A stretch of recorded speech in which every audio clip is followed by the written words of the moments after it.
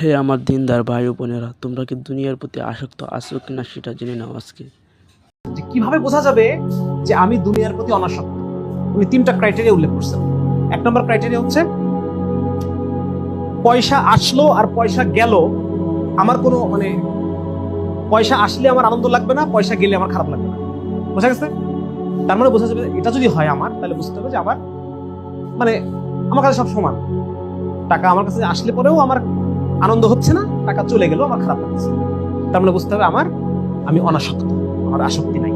দুই নম্বর হচ্ছে কেউ যদি প্রশংসা করে তাও আমার খারাপ লাগে, ভালো লাগে না, যে কেউ নিন্দা করলেও আমার খারাপ লাগে না। ঠিক আছে না? আর তিন নম্বর হচ্ছে যে আমার আমলের মধ্যে আমি স্বাদ পাই। কি পাই?